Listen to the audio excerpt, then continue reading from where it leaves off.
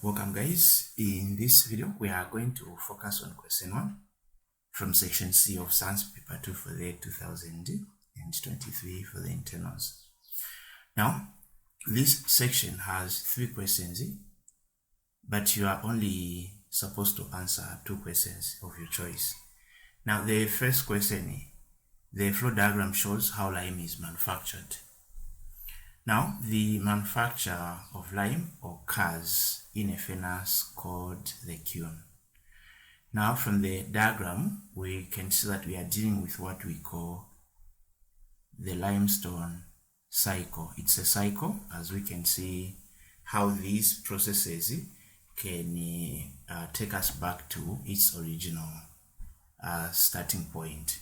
Now, the first one, we need to look at substance X. So this one is our limestone. Now for this limestone to decompose, to produce the calcium oxide, it has to be heated. That's why this type of decomposition is called thermal decomposition. Thermal simply means heat. Now the other name that we can assign to this type of process or reaction is known as endothermic process or reaction. Why is it called endothermic? Because heat must be applied. Now the chemical name for limestone is calcium carbonate.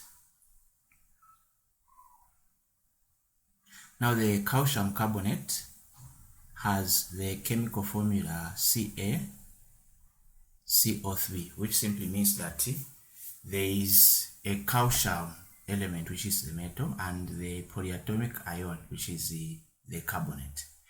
These two parts that we have, the calcium and the carbonate, both have the same valence number, which is 2. As a result, the valence number, they cancel. Now, even if we are not yet answering the questions, first let's look at this thermal decomposition. So the thermal decomposition is like this: calcium carbonate heated.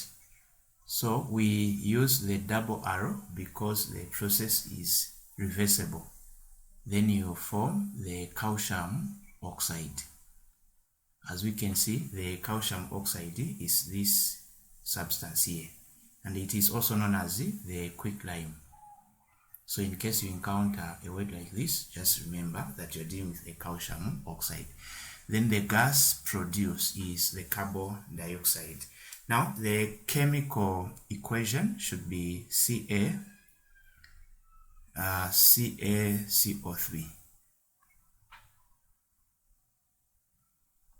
Solid, then you put the double arrow.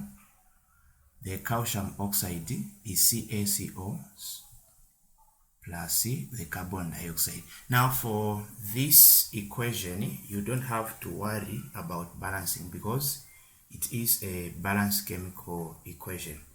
So to summarize our work, we are saying limestone, which is chemically known as calcium carbonate, can undergo a thermal decomposition to produce the calcium oxide. The calcium oxide is also known as the quicklime.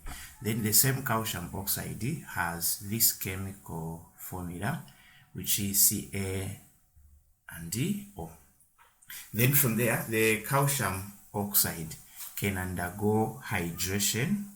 So now the hydration, which simply means is what happens if we add water. If we add water to this calcium oxide. So whenever we add water to this calcium oxide, the product should be calcium hydroxide. So the calcium hydroxide, as we can see, this is also a balanced chemical equation. So that is what we have. So this represents this reaction.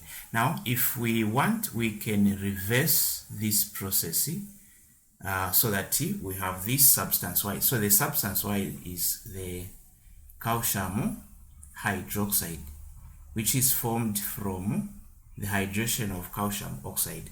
Now the reverse of calcium hydroxide to give us the calcium oxide is the dehydration. So dehydration, we are looking at what happens if we remove the water molecules from the calcium hydroxide. So we are told we are supposed to get the calcium oxide plus water. Then process A is this process where we have the calcium hydroxide undergoes a certain process now to get back to limestone or the calcium carbonate. Now this process is known as carbonation. So this carbonation process is the same process which comes indirectly as the test for carbon dioxide. If you remember, whenever you want to test the presence of carbon dioxide, you use the lime water, which is the calcium hydroxide. And whenever the calcium hydroxide turns milky, then that shows the presence of carbon dioxide. So to summarize our answer, we are saying carbonation is also the test for carbon dioxide. Now let's look at the first question. So question A, Roman number 1, name the process A. So the process A, this process is carbonation. So if you don't want to use carbonation, we can say this also can be precipitation because we are forming a precipitate. In our case, the precipitate is the calcium carbonate. Now write a balanced chemical equation for process A.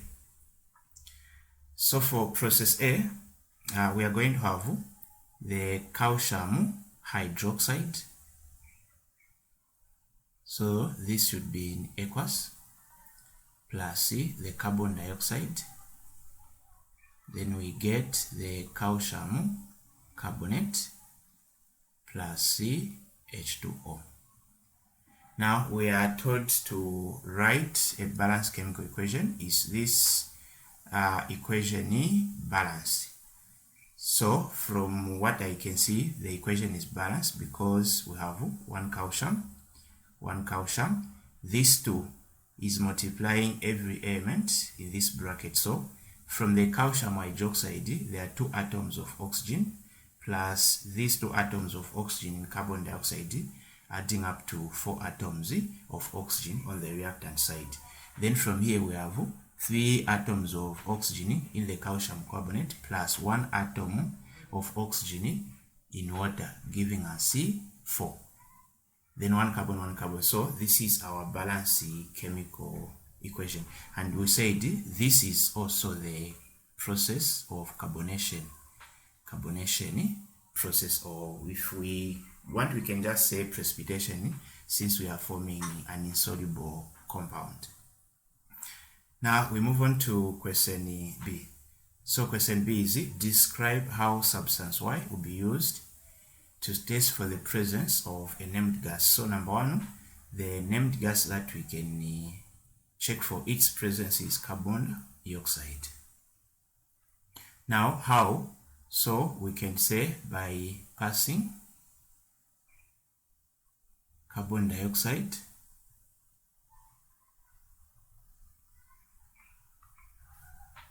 through lime water